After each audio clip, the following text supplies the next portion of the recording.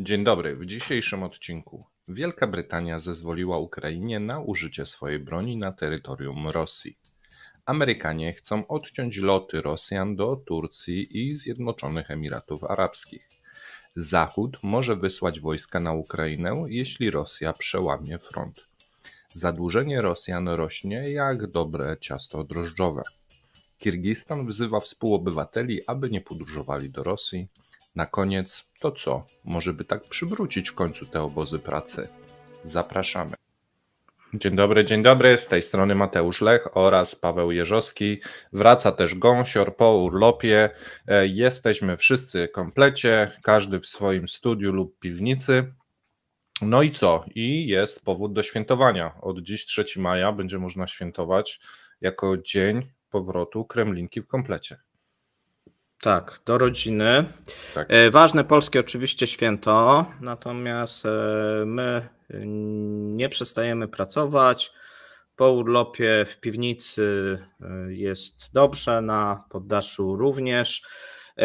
Dziękujemy, że tak mocno nas wspieraliście. Tutaj mamy też, wyświetliłem patronów, którzy wspierali nas podczas naszej nieobecności i próby znalezienia kawałka internetu, co się, tak, że tak powiem, nie udawało. Były przygody. Tak, były przygody, tak. Myślimy, że to już jest za nami. Następny urlop prawdopodobnie za miesiąc. Tak. Nie. A więc. Nie. No ale to ty się nie ciesz, bo ty nie jedziesz. No ja właśnie mówię, że. No nie. Właśnie. Tak. Wacuś też zostaje. Mówicie, że słabo opaleni, no bo trochę zajmowało czasu pisanie, ale ja się nie lubię opalać, to u mnie to jest przypadkowe, tak? Ja też nie jestem jakimś wielkim fanem leżenia na słońcu cały dzień. No i słuchajcie, dobra, zawijamy te przywitania, dziękujemy serdecznie, że wróciliście do nas, my wracamy do was. Paweł, no i słuchajcie, zaczynamy oczywiście od paska, bo na pasku ciekawe rzeczy się dzieją. U mnie ze 2 kilo na plusie na pasku. Ciekawe rzeczy, ja nie mierzę, żeby się tutaj nie stresować, natomiast jeżeli chodzi najpierw od jakichś pozytywnych informacji, waluty. Jeżeli chodzi o waluty, słuchajcie, no to tutaj mamy umocnienie rubla, no i wydaje się, że coraz więcej wskazuje, że to umocnienie jest złą informacją dla Rosjan. Więc to jest dobra i zła, bo wszystko wskazuje, że za tym umocnieniem stoi słabnący import i to mocno słabnący, co już jak gdyby jest widoczne w kursach walutowych. To, co obserwowaliśmy w marcu, w kwietniu, wydaje się, że pod koniec kwietnia się pogłębiło.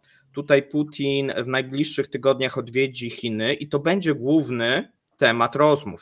Tak? Co się stało, jeżeli chodzi o obsługę rosyjskich transakcji, bo tutaj wydaje się, że prawie wszystkie transakcje są blokowane, co spowodowało, że część importerów wstrzymała zakupy z Chin, co powoduje, że nie ma potrzeby kupowania tego juana, a więc sytuacja taka nieciekawa, szczególnie, że mieliśmy osłabienie ropy, tak, mieliśmy osłabienie w tym tygodniu, co teraz mija, silne osłabienie ropy, co niepokoi oczywiście Rosjan dosyć bardzo i Arabię Saudyjską. Tutaj co prawda dzisiaj mamy delikatny wzrost, natomiast wczoraj średnia cena Uralsa spadła o 6%.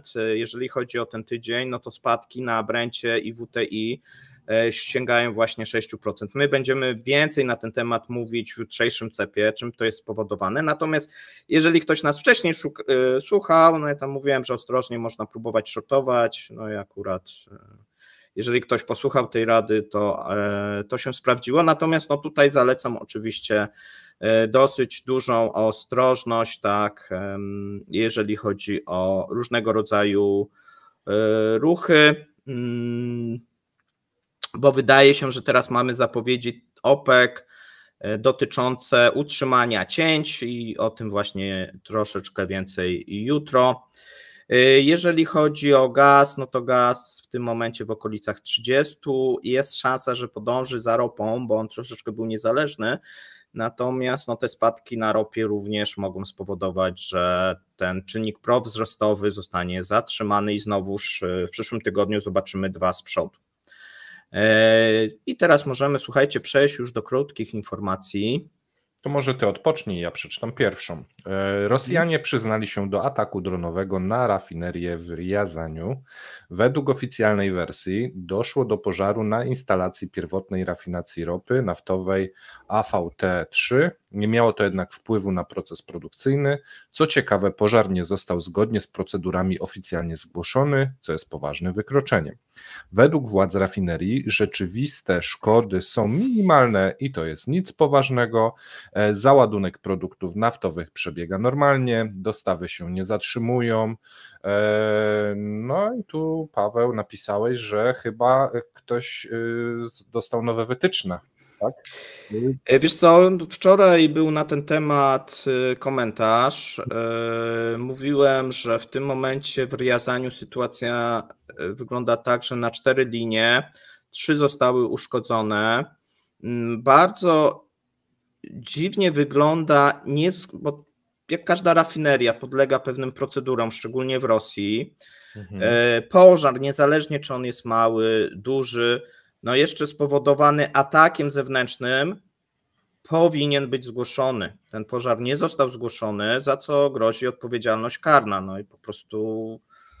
A więc wydaje się, że to są nowe wytyczne z Moskwy, tak? I jak gdyby zostało to albo zgłoszone, i tutaj ustalono, co ma być powiedziane, albo jest to zupełnie nowe wytyczne dla firm, jak mają postępować w przypadku właśnie tego typu ataków i jakie komunikaty mają wydawać. Bo to tak wygląda, tak, że w tym momencie do tej pory bardzo często spółki informowały o pożarze i to było ogłaszane i to było też źródłem informacji, na przykład dla nas. Natomiast tym razem spółka nie ogłosiła pożaru, a pożar był, bo mamy materiał filmowy i nie był mały. W mojej ocenie i widać, co było trafione, a więc wydaje się, że to jest pewna strategia informacyjna do ukrywania strat, jak gdyby zrozumiała, bo nie jest dobrze, żeby informować tą stronę ukraińską, odnieśliście duży sukces, spłonęło nam pół instalacji, tak, i jest jedyna teraz działająca. Musimy zamknąć, tak. I tak dalej, nie? Lepiej powiedzieć, słuchajcie, nic się nie stało, tak, nie ma strat, nie ma ofiar i tak dalej. I taką strategię. I tak bym się spodziewał przy następnych atakach, że taka strategia będzie przyjmowana, bo również to jest na rynek wewnętrzny. Strategia, która mówi, że są straty i są ofiary, będzie powodować, że trzeba będzie przesunąć tą obronę przeciwlotniczą, bo jak gdyby będzie nacisk tutaj wewnętrzny. Nie będzie to powodowało jakiejś paniki, że ludzie będą chcieli na zapas kupić, bo będą myśleli... na przykład, wiesz, jak będziesz miał informację, tutaj spłonęła się, tutaj tylko 10% mocy produkcyjnych, tu coś, to od razu jedziesz na stację, tak? Wyobraź sobie, ja pamiętam, jak u nas zaraz Płock płonie, tak, nie? I masz oświadczenie, że 50%, tak jak Ukraińcy się przyznają, tak? 50% mocy nie działa, i co? To większość ludzi pojedzie na tą stację, nawet wiesz, na urlopie, nie? Żeby mieć święty spokój. I w Rosji również, szczególnie, że mamy ten okres, pamiętaj, ja mówiłem o tym wczoraj, zaczął się okres letni, od maja on się tak mniej więcej w Rosji zaczyna, i jest większe zużycie benzyny przede wszystkim oraz diesla, co może powodować lokalne niedobory i z tym bym się liczył, jeżeli chodzi o maj. Moim zdaniem to nastąpi. Tu Luke zwrócił słusznie uwagę, że czeka nas teraz odkręcanie tych wszystkich informacji, że wszystkie rafinerie działają i jest wszystko fajnie, bo to będą przedruki takie leciały na cały świat, nie? To też jak zwykle ta wojna informacyjna będzie. Wystarczy włączyć sobie, zobaczyć, jak ten pożar wyglądał, tak. Ale nie każdy włączy, zobaczy, jak pożar wyglądał. Tak. My będziemy mówić też w chińskim CEP-ie, na którym już teraz zapraszamy w niedzielę, na temat, jak jest Rosja oceniana przez naszego ulubionego profesora chińskiego. Tak, można zobaczyć, myślę, że dosyć prawdziwe tezy w sumie osoby, która nie jest związana w żaden sposób po żadnej stronie, tak? A jest jednak ekspertem i specjalistą, który od 30 lat zajmuje się tą Rosją, więc trudno tutaj zarzucić mu niewiedzę. A teraz słuchajcie, przechodzimy do następnej informacji. Stany Zjednoczone nie widzą gotowości Chin do poparcia formuły pokojowej Zełenskiego, powiedział doradca Białego Domu John Kirby. No i słuchajcie, no tutaj wygląda tak, że moim zdaniem te rozmowy pokojowe utkną na długi czas, dopóki, myślę, że nawet do końca roku, dopóki nie będzie jasne, jak te aktywności na froncie, jaki efekt, czyli myślę, że tak do jesieni, później nawet jesieni, jeżeli sytuacja się gdzieś na Ukrainie rozwinie w którąś stronę. No tu Rosjanie oczywiście liczą na swoją letnią ofensywę, natomiast Ukraińcy liczą, że tą ofensywę odeprzą. Ja dziś oglądałem sobie rano, jak wstałem, jeszcze informacje z jednego z portali. Była informacja o atakach ATACMS z amunicją tą kasetową, że atakują Ukraińcy pozycje takie szkoleniowe rosyjskie i że tam setki ofiar. I że gdyby mieli mało tych rakiet, tam wspomniał Jake Brow, on się chyba nazywa, to raczej Ukraińcy by sobie nie pozwolili na takie ataki. A to, że teraz nie wiemy tego, liczmy jedną tak? rzecz. Pamiętajmy, że za jakiś czas spadnie skuteczność tych ataków, już spada, jeżeli chodzi o ATACMS. Chodzi tutaj głównie o naprowadzanie i walkę radioelektroniczną, mamy dosyć duże zagłuszenia. No i teraz to, co jest cenne, Rosjanie chronią, to, co jest mniej cenne, czyli mobików i obozy szkoleniowe nie chronią, a więc tam jest łatwiej. Tam jest przekierowanie. No okay. Tak, a więc łatwiej jest tutaj zaatakować niż powiedzmy obronę przeciwlotniczą, chociaż no, na Krymie dosyć duże sukcesy, jeżeli chodzi o ostatnie tygodnie ukraińskie. Natomiast nie ma za dużo nagrań i informacji, nie? Z tego Krymu takich. No, pojawiają się zdjęcia satelitarne, są, wiesz? Ale tylko satelitarne, tak nie ma, wiesz, no. Nie ma tak za bardzo. Bo Rosjanie nie publikują, a strona ukraińska nie zawsze ma te drony do obserwacji. Natomiast dzieje się dużo na Krymie ponoć. Okej, a teraz jeżeli chodzi o dzieje się, no to mniej taka. Ważna informacja, to jest moim zdaniem kluczowa tego odcinka. Tak? No dobrze. Tak. iPhony 14 i 15 nie są serwisowane w Rosji, a od grudnia 2023 przestały być dostarczane części zamienne do poprzednich generacji. Przez cały ten czas działały na resztkach. To teraz no więc trzeba będzie sobie teraz, słuchajcie, kupować dwa z tego importu równoległego. Jeden jako stały, a drugi jako na część, albo właśnie jak się zepsuje ten pierwszy. Nie, no do Emiratów polecą albo do Turcji. Chociaż też może być problem o tym. No ale wiesz, no ale a jak ci się zepsuje, to co? Od razu do samolotu, a jak nie masz telefonu, to namiot przy lotnisku rozstawiaj, jak kupujesz iPhone'a i czekaj. To nie, musisz dwa mieć, musisz kupować dwa, więc tu jest szansa, że sprzedaż iPhone'ów w Rosji wzrośnie. A tak poważnie, no sytuacja oczywiście się pogłębia i to mamy na różnych typach elektroniki będziemy mieli podobną sytuację. Mówiliśmy, że jeżeli chodzi o serwisowanie, no tu za jakiś czas zacznie się problem, bo o ile nowe, no to można sprowadzić, bo się opłaca, no to w przypadku części zamiennych to jest to mało opłacalny biznes, jeżeli nie masz tych firm oficjalnie w Rosji, tak. Dobra. A my sobie teraz, słuchajcie, przechodzimy do informacji, która znowuż jest ważna. Okazuje się, że po tym jak Amerykanie ogłosili, że będą prawdopodobnie banować TikToka, jeżeli TikTok nie zgodzi się na sprzedaż, to TikTok został ponownie uruchomiony w pełni dostępny w Rosji. TikTok sam z siebie wprowadził jakiś czas temu ograniczenia, a teraz te ograniczenia znosi dla obywateli rosyjskich. Teraz użytkownicy mogą przesyłać własne filmy i oglądać inne bez ograniczeń z terytorium Rosji. Już nie są potrzebne jakieś dodatkowe VPN-y czy jakieś inne mechanizmy. To dobrze, może materiałów na Jaruski nam trochę będą udostępniać, bo oni tak lubią sobie coś nagrać. Strata netto Gazpromu za 2023 rok, słuchajcie, wyniosła 629 miliardów rubli, czyli 6 miliardów euro. Bagatela. Temu tematowi poświęcimy najprawdopodobniej dzisiejszy komentarz dnia. Opowiemy o wszystkich liczbach, dlaczego jest tak, a nie inaczej. Tak. Natomiast 6 miliardów straty w rok. Bardzo serdecznie. Jeżeli ktoś nas słuchał, no to również mógł się spodziewać takich liczb. Mówiliśmy, że jest fatalnie, a byłoby pewnie gorzej, gdyby nie ta część naftowa i to też powiemy w komentarzu. A jeżeli jesteśmy przy znowu ropie, no to tak jak mówiliśmy na pasku, ceny ropy naftowej osiągnęły największy tygodniowy spadek od 3 miesięcy i o tym jutro więcej w wydaniu globalnego CEPA. Natomiast teraz przechodzimy do tych dłuższych informacji. Zaczynamy od informacji... Zaczekaj.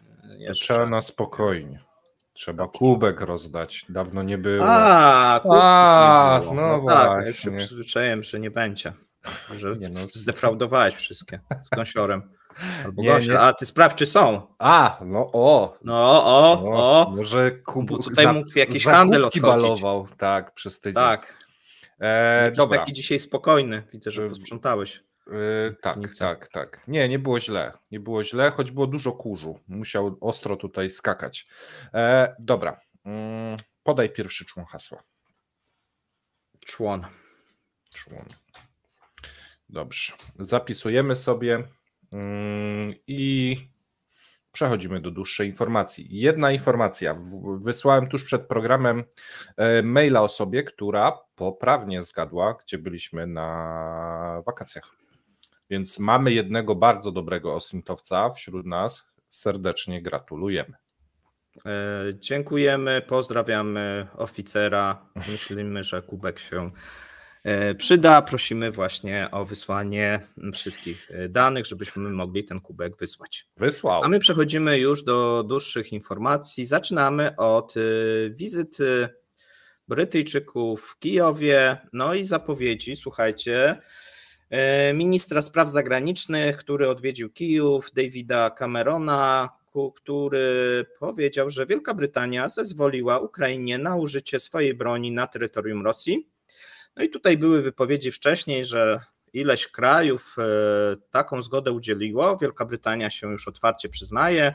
Czekamy na następne kraje, bo wiemy, że takie kraje są. Natomiast jeżeli oni nie będą publikować, my nie będziemy tutaj dywagować, jakie to są. Natomiast mamy wypowiedź tutaj pana Davida, który powiedział: Ukraina ma do tego prawo, ponieważ Rosja celuje w Ukrainę. Zrozumiałe jest, że Ukraina odczułaby potrzebę upewnienia się, że jest w stanie się obronić, powiedział Cameron podczas wizyty w Kijowie. Obiecał także coroczne wsparcie dla Ukrainy ze strony Wielkiej Brytanii. Według niego Londyn będzie wysyłał do Kijowa 3 miliardy funtów szterlingów rocznie, tyle ile będzie to konieczne. Tak się wypowiedział. Jednocześnie zapowiedział, że jeżeli chodzi o ten rok, nie należy spodziewać się nowych dostaw broni, gdyż zdaniem Camerona Wielka Brytania wysłała do Kijowa wszystko, co mogła z magazynów. Przypomnijmy, że Londyn jako pierwszy w maju 2023 roku przekazał do Kijowa rakiety dalekiego zasięgu Storm Shadow. Początkowo zakładano, że zostaną one wykorzystane podczas kontrofensywy sił zbrojnych Ukrainy. Natomiast teraz tutaj się zakłada, że mogą być właśnie używane również do ataków celów rosyjskich. Przypomnijmy również, że w tym roku Wielka Brytania ogłosiła pakiet pomocy wojskowej o wartości 500 milionów funtów, który obejmuje właśnie te pociski, rakiety. Stany Zjednoczone też zatwierdziły pomoc dla Ukrainy w wysokości, tak jak wiecie, 61 miliardów dolarów i dostarczyły rakiety ATACMS dalekiego zasięgu Ukrainie. Okej. No to bardzo fajnie, będziemy obserwować. Myślisz, że bo mówi teraz Kamerun, że nie będą dostarczać więcej pocisków, bo wypróżnili swoje magazyny. Myślisz, że produkcja trwa i one zostaną wznowione za, nie wiem, pół roku, rok? No z tego co wiemy, to produkcja trwa. Mamy taką wypowiedź. Tutaj też daje się możliwość zakupu przez Ukrainę z innych kierunków za te pieniądze brytyjskie. Brytyjczycy są bardziej tutaj elastyczni niż Europa, tak? A więc zakładają, że może to być użyte na przykład do zakupu z innych kierunków broni, uzbrojenia. Okay. I tu należałoby się też spodziewać, że w tym roku Ukraina zakupi samemu też prawdopodobnie, być może za pośrednictwem niekoniecznie tylko Czech, ale też innych krajów, uzbrojenie właśnie to posowieckie. Okej. Które jest bardzo potrzebne.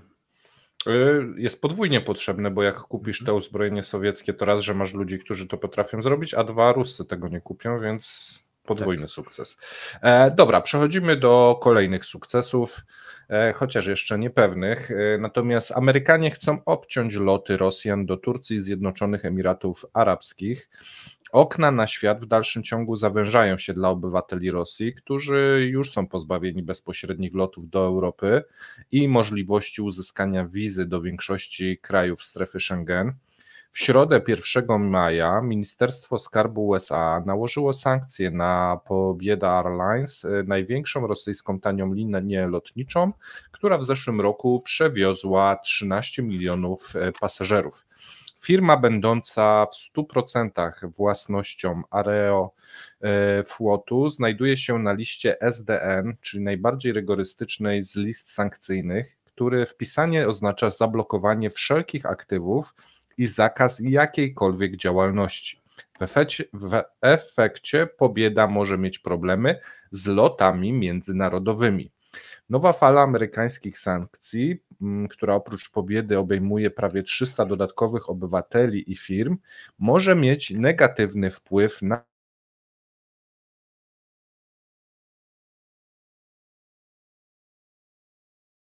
oraz krajów byłego ZSRR mogą zostać ograniczone, a to jest około 15% ich dochodu, piszą analitycy Sberbanku.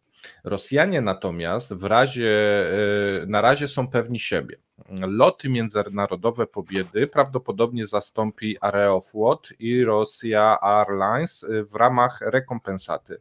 Pobieda będzie zwiększać udział lotów krajowych, więc chcą zrobić taką zamiankę, ale to też kwestia reorganizacji, zobaczymy jak to wyjdzie, bo te pozostałe dwie linie mogą mieć z kolei w swojej flocie samoloty, które nie mogą latać za granicę, więc tu jeszcze pewnie będą tematy ciekawe.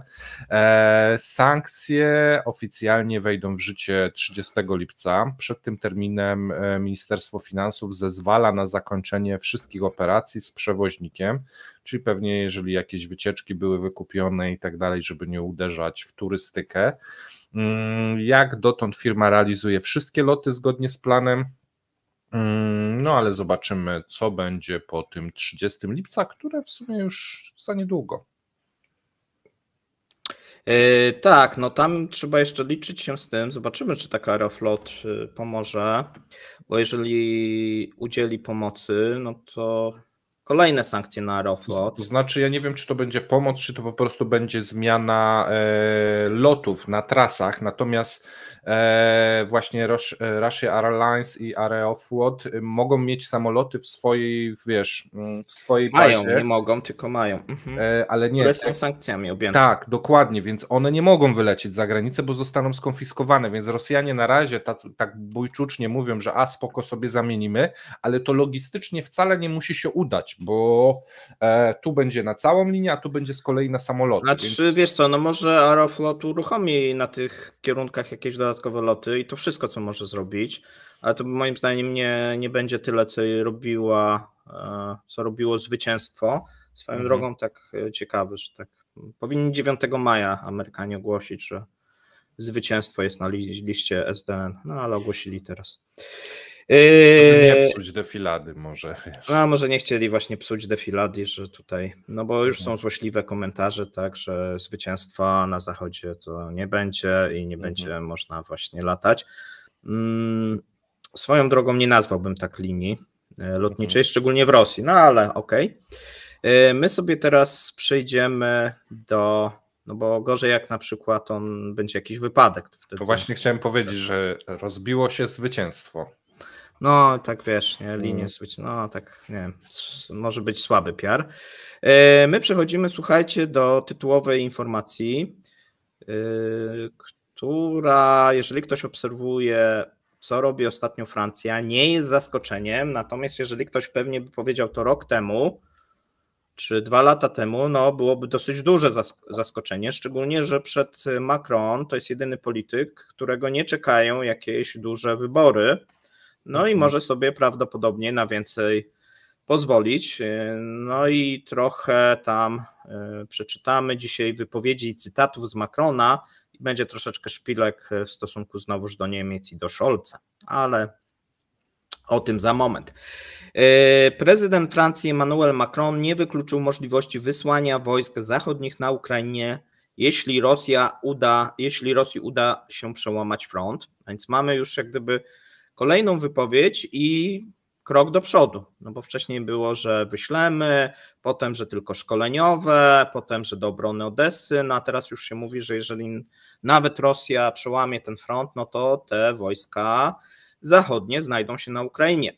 Zdaniem Macrona głównym zadaniem stojących obecnie przed Zachodem jest uniemożliwienie Moskwie zdobycie Kijowa, gdyż wówczas armia rosyjska mogłaby najechać na inne kraje europejskie. Gdyby Rosjanom udało się przedrzeć przez linię frontu i gdyby nadeszła prośba z Ukrainy, co dzisiaj jeszcze nie ma miejsca, to zgodnie z prawem musielibyśmy zadać takie pytanie, powiedział w wywiadzie dla Economist prezydent Francji.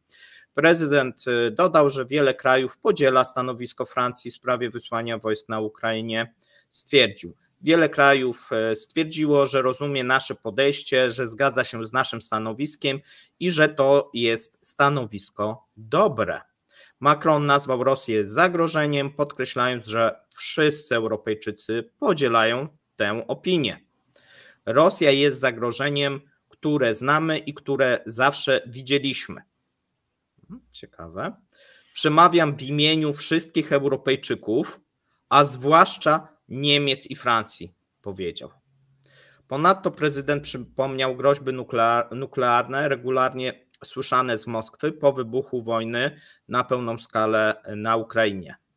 Od 2022 roku Rosja coraz częściej ucieka się do wyraźnych, czasem niekontrolowanych zagrożeń nuklearnych. Takie wypowiedzi systematycznie wypowiada sam prezydent Putin, zauważa francuski prezydent. Reszta krajów zachodnich nie powinna odrzucać opcji wysłania wojsk na Ukrainie, a wykluczenie takiej opcji z porządku obrad oznacza niewyciągnięcie wniosków z ostatnich 2 lat, zauważa Macron. Na szczycie NATO latem 2022 roku wszyscy wykluczyliśmy dostawy czołgów, rakiet dalekiego zasięgu i samolotów. Wszyscy teraz jednak nad tym pracujemy, więc nie byłoby słusznie wykluczenie wszystkiego innego. No tutaj słuszna uwaga, że pamiętamy, że jeszcze w 2022 no postawa Francji, postawa NATO, Niemiec była inna, a teraz jest inna, jesteśmy w innym punkcie. Macron zaczął poruszać temat wysłania wojsk na Ukrainie, przypomnijmy, pod koniec lutego podczas zorganizowanych przez siebie w Paryżu konferencji na temat pomocy wojskowej dla Kijowa. No i tutaj mamy, słuchajcie, 2 wypowiedzi z 2 krajów, które są jak gdyby no, inny punkt widzenia prezentują. Premier Słowacji Robert Fico odrzucił możliwość wysłania słowackiego wojska na Ukrainie. Tak skomentował słowa prezydenta Francji Emmanuela Macrona o możliwości wysłania przez Paryż personelu wojskowego. Natomiast zdaniem węgierskiego ministra spraw zagranicznych, jeśli Europejczycy lub amerykańscy żołnierze wejdą na terytorium Ukrainy, będzie to przekroczenie czerwonej linii. Jeśli kraj członkowski Jeśli kraj członkowski Częściej skórki NATO dostałem w tym momencie. wyśle na Ukrainę personel wojskowy, będzie to oznaczało bezpośrednią konfrontację NATO z Rosją.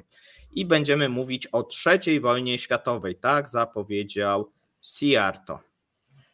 No i mam taki pierwszy wniosek, że chyba Słowacy, jeżeli by tutaj pewne reguły ustanowić, nie uznają się i Węgrzy to na pewno, no bo powiedział, że jeżeli jakiś kraj, czyli Węgry jak gdyby nie są krajem z Europy, czy europejskim, no i mają odmienne zdanie. No widzimy tutaj, że te dwa kraje, szczególnie Węgry, ta wypowiedź Węgier jest o wiele ostrzejsza, ta wypowiedź Fico jest bardziej taka jednak zachowawcza, bo powiedział tylko, że oni nie wyślą, tak? A co inni robią, no to jest ich sprawa, natomiast no tutaj Fico straszy, tak? Tak samo jak Putin straszy, mówię Fico, Węgry straszą, podobnie tak jak Putin straszy, więc tutaj mamy coraz większą zbieżność polityki węgierskiej, tej zagranicznej, można powiedzieć, z polityką rosyjską.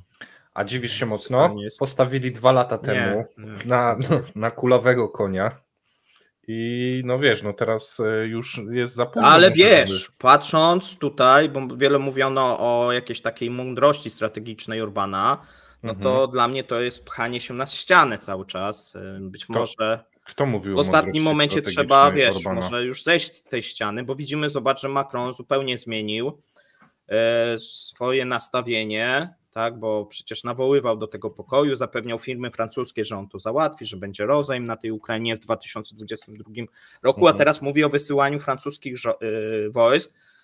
No oczywiście jak to on mówi, że przemawia w imieniu wszystkich Europejczyków, znaczy nie Węgier i nie Słowacji, no bo to już wiemy, że nie, ale Niemiec, no i to jest, można powiedzieć, no ostre wyzwanie dla kanclerza Scholza, no który prawdopodobnie nic nie odpowie, no bo tak nie za bardzo ma co odpowiedzieć, no musiałby Taurusy wysłać, a tego nie zrobi moim zdaniem. No tak to na razie wygląda. Wychodzi na to, że Orban nie tak, Orban wyznacza czerwone linie Zachodowi. No tutaj pan Daniel, tak. No to jest trochę zabawne, ale też pokazuje, gdzie w tym momencie no Węgry się znalazły, tak? Jeżeli chodzi o politykę zagraniczną, tak?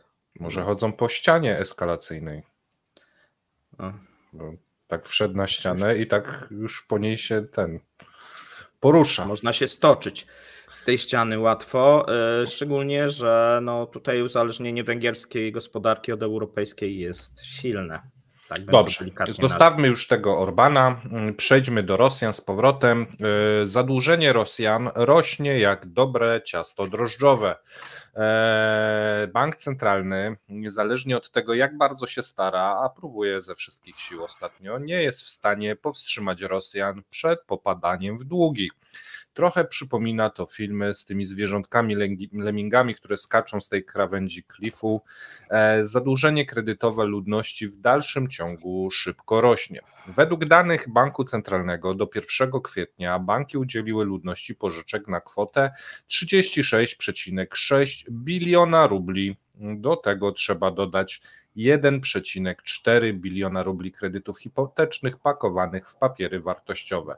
To także długi gospodarstw domowych, które agenci kredytów hipotecznych kupowali od banków. W sumie daje to 38 bilionów rubli, czyli około 400 miliardów dolarów. Istnieją ponoć dokumenty dla innych rodzajów kredytów, które banki przekazują części zaległych długów windykatorom. Przykładowo Bank Centralny podał, że pod koniec ubiegłego roku banki sprzedały kredyty konsumpcyjne na kwotę 250 miliardów rubli, czyli jeżeli dobrze rozumiem, Paweł, to te łącznie 400 miliardów dolarów kredytów to jest to, co widnieje w tabelach banków. Jeżeli banki sprzedały windykatorom, to tego już banki nie wykazują. Dobrze nie. To... Znaczy nie wiem, wiesz, jeszcze zależy jaka cesja była. Okej. Jeżeli była pełna cesja, czyli sprzedali dług, no to nie, moim zdaniem nie widnieje. Natomiast jeżeli było, wiesz, jakieś, że sprzedali, żeby wyegzekwować, czyli wiesz, nie sprzedali długu, ale wynajęli firmę. Ale tu jest opisane, że sprzedały te kredyty konsumpcyjne firmom windykacyjnym, więc to tak wydaje się, że całe.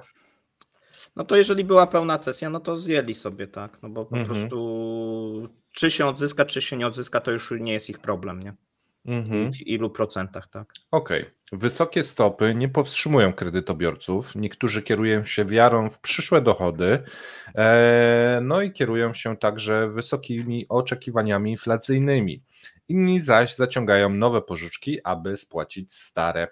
Akcja kredytowa rośnie głównie dzięki osobom już zadłużonym. Połowa portfela detalicznego banków przypada na kredytobiorców z 3 i więcej kredytami. Bank zauważył centralny, że w sumie już to jest prawie 13 milionów osób.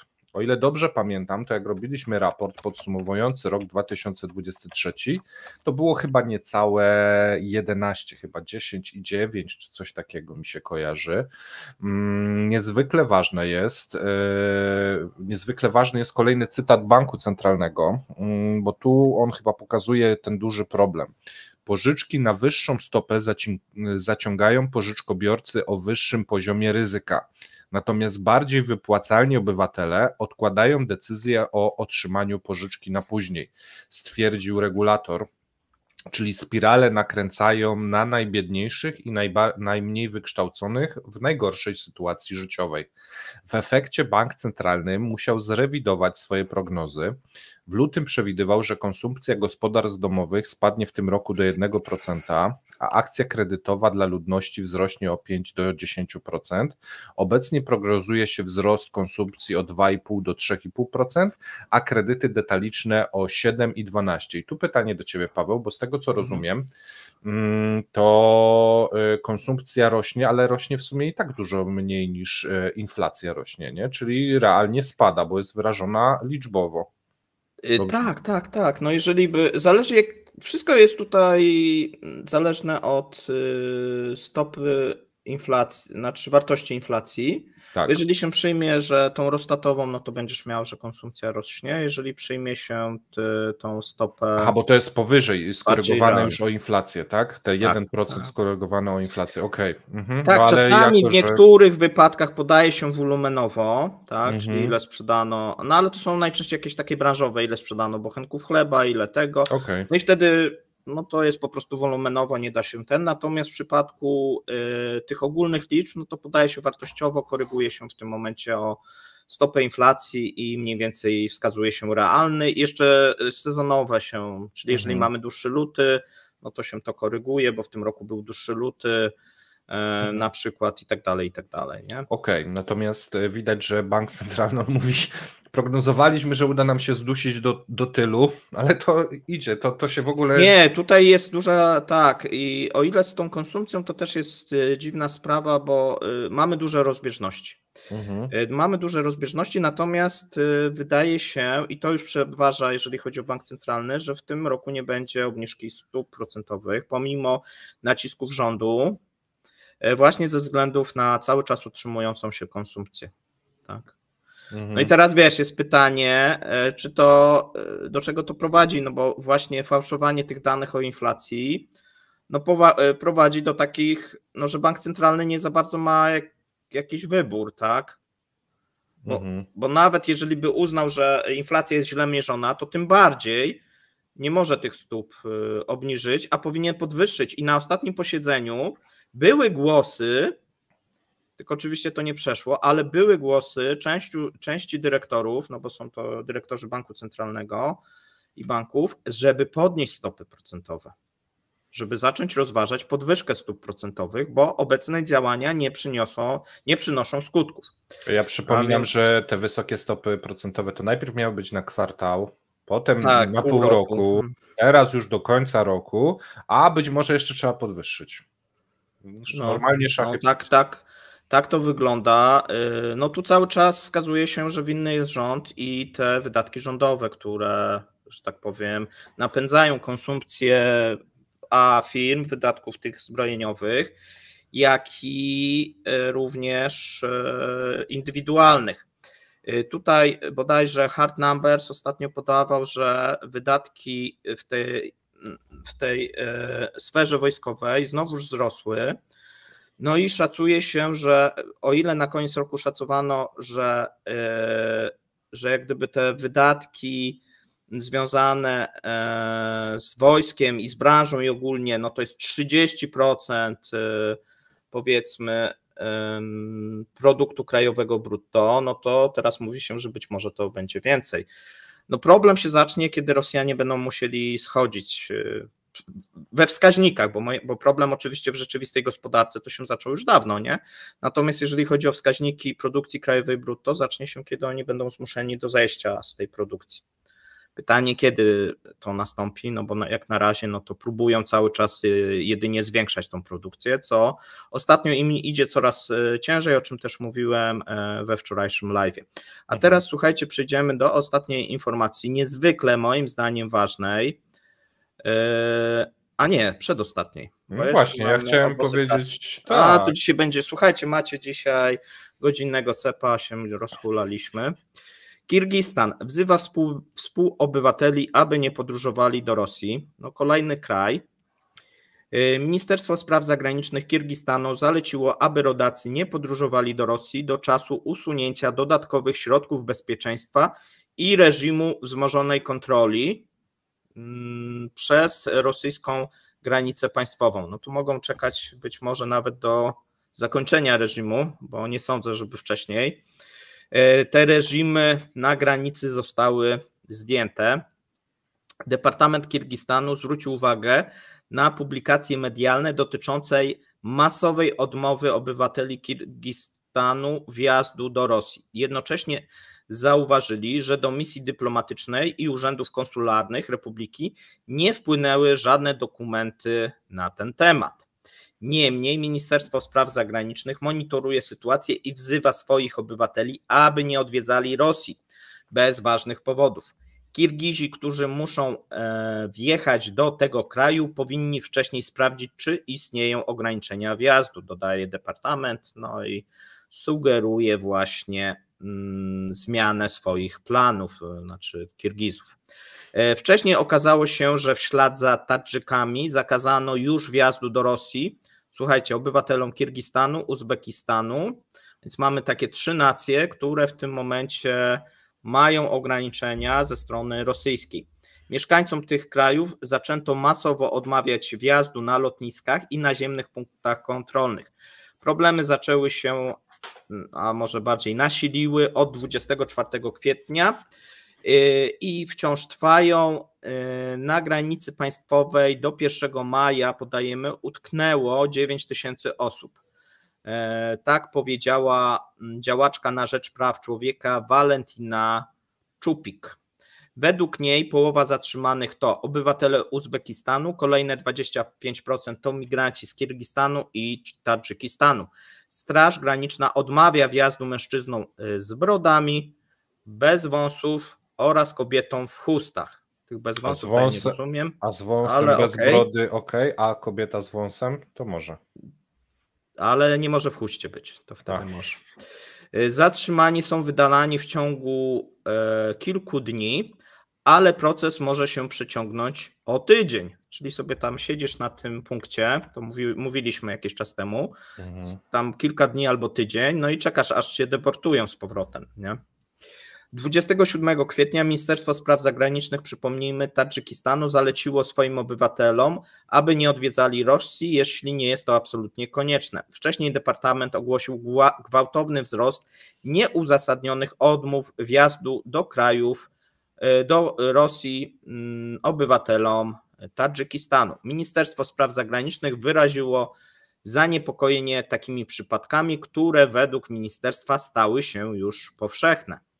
No dosyć mocne słowa i zarówno ze strony Kirgistanu, jak i ze strony właśnie Tadżykistanu, natomiast no problem jest dosyć duży, bo tylko 27 kwietnia w strefie tymczasowego aresztowania na lotnisku Wnukowo znajdowało się prawie 1000 Tadżyków, a co najmniej 306 osób znajdowało się już na liście do deportacji. 29 kwietnia Ministerstwo Spraw Zagranicznych Tadżykistanu przekazało notę protestacyjną, no i tak dalej, no ale oczywiście nic to nie zmieniło. Rosjanie zapowiedzieli, że nie odwołają swoich ograniczeń. Powiem ci, ja mam wrażenie, że ktoś na Kremlu jest jakimś agentem CIA i podpowiada im jakieś takie, a teraz nie wpuszczajcie jeszcze migrantów. A teraz wiesz, powołaj niż demograficzny, a teraz i wiesz, i cały czas takie jakieś wrzutki, które no przecież w dłuższej perspektywie. Ja tak się zastanawiam, a jak na przykład jest rosyjska baba w chuście, bo No. niektóre rosyjskie baby też nie tylko ze względów właśnie, że wyznają islam, ale po prostu, tak? No, że Też nie wpuszczą, tak, ale pojechała konto No zaczyna- założyć dla syna czy coś i teraz już tydzień na granicy. Nie, no zaczyna to być trochę komiczne. Ja rozumiem, że to jest taki pierwszy test, znaczy to jest oczywiście ksenofobia, rasizm w czystej postaci. Już, Rosjanie się tym zupełnie już nie przejmują, tak? Mhm. I pewnie niektórym się marzy to również na zachodzie, żeby za to, że masz brodę, ty masz brodę, to byś nie wjechał też, ja też. Ale wąsa Nie? mam. Bo to bez wąsów rozumiem, jak jest broda. Tak. A to nie wiem, czy ich poinformowali, bo niektórzy Nie było muzułmanie mają też wąsy i brodę, więc wiesz. I nie było też informacji o łysych. Ale łysych to pewnie już dawno nie wpuszczają, więc to ja już się nawet nie pytam. No wiesz, no już taka ocena po wyglądzie, nie? Tak, ocena po wyglądzie, śniady, tak, jesteś śniady, masz chustę, tak.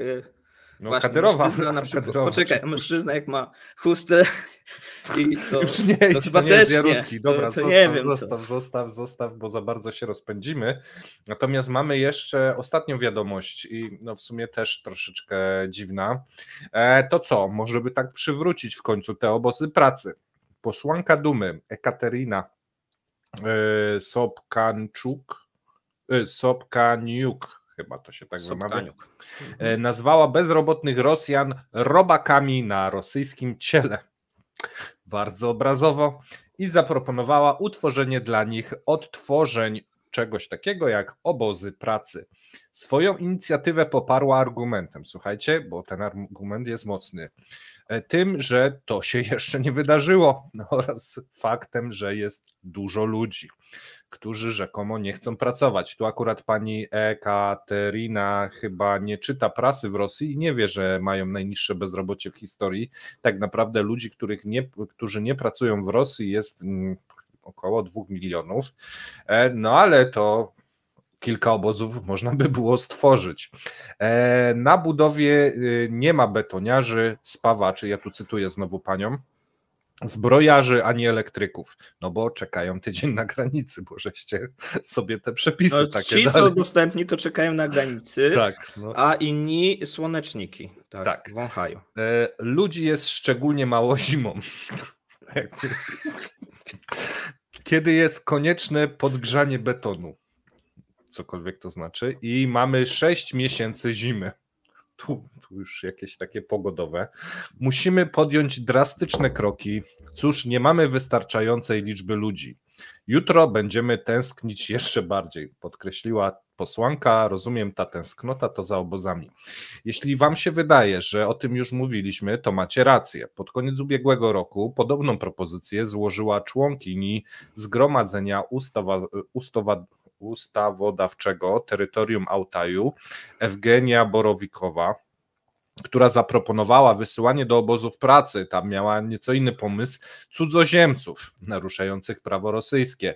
Za naruszenie artykułu kodeksu karnego migranci muszą odbywać dożywocie w obozach pracy Federacji Rosyjskiej. Tak wyjaśniała, więc tu mamy troszeczkę rozbieżność, kto w tych obozach ma być. Może ci ludzie, którzy czekają na tej granicy, to właśnie wygrali swoje życie, gdyż Rosjanie mają coraz bardziej absurdalne pomysły. W lutym wiceprzewodniczący Rady Bezpieczeństwa Rosji Dmitrij Miedwiediew wezwał do demaskowania Rosjan, którzy szkodzą krajowi, i wysyłania ich do syberyjskich łagrów w celach reedukacji. Czyli widzimy, wielkie umysły myślą podobnie, tu już mamy taką trójcę. W rzeczywistości urzędnicy dyskutują o stworzeniu czegoś na kształt, i tu mam cytat, systemu neoniewolniczego. Zauważa dyrektor nauk Instytutu Problemów Regionalnych Dmitrij Żurawlew. Niewolnicy. Tak, Rosjanie idą w tą stronę. I tu znowu cytat. Leon Trocki proponował takie rzeczy w latach 20. XX wieku, nic nowego, po prostu zapomniane stare rzeczy. Ale jeśli tak się stanie, oznacza to, że społeczeństwo zmieniło się radykalnie i pozbyło się nieistotnych rzeczy, takich jak konstytucja. W Rosji jest teraz dużo pracy, a ludzi jest mało, zauważa Żurawlew. Stopa bezrobocia według Rossstatu spadła do historycznie niskiego poziomu 2,7, a biznes badania odnotowują największy niedobór personelu, jaki kiedykolwiek odnotowano w statystykach. Neoniewolnictwo, Paweł. Wypowiesz się coś w tym temacie? No jest tak, bo jest jeden problem, bo nie wiem, czy oni słuchali dyrektorów gułagów, bo dyrektorzy gułagów skarżą się, że mają za mało pensjonariuszy, no to że muszą zamykać te gułagi. Większość pensjonariuszy wybrała urlopy na Ukrainie. To też albo nawet nie wybrała, tylko nie miała wyboru i wybrała. I jest problem taki gospodarczy, no bo to ważne zakłady były często w regionach, ja o tym mówiłem, no i te zakłady przestają, że tak powiem, pracować i produkować różne rzeczy, tudzież świadczyć usługi dla władz regionalnych i miejscowych, no a więc nie wiem, no może tych migrantów będą od razu już wysyłać, masz brodę, to od razu gułag. Nie wiem, no jakieś chore oczywiście akcje i to w piątek, a my musimy zakończyć i podać drugą część hasła. Tak, druga część hasła to będzie, czekaj, odpalę sobie, żeby było. I druga część hasła, moi drodzy, to drugi. Tak. Drugi, słuchajcie, my dziękujemy ze swej strony, dziękujemy szczególnie osobom, które pomimo, że rzadziej nadawaliśmy przez ostatni czas, nas wspierały na Patronite oraz YouTubie. Dzięki temu chce nam się pracować, tworzyć nowe formaty, nowe treści. My zapraszamy na godzinę 17, będzie ważny temat, gigantycznej można już powiedzieć straty Gazpromu. Tak jest. Jakie przyczyny, jakie prognozy, co dalej z tym Rosjanie zrobią? My ze swojej strony dziękujemy. Gazprom do obozu. Cały. Ale zarząd, tak? Cały zarząd. Że się nie sprawdzili. No za te straty, 6 miliardów strat. Teraz trzeba będzie problem, bo to rząd będzie musiał chyba dołożyć, nie wiem. Podyskutujemy sobie. Dobrze. Trzymajcie się. Miłej majówki. Cześć. Cześć.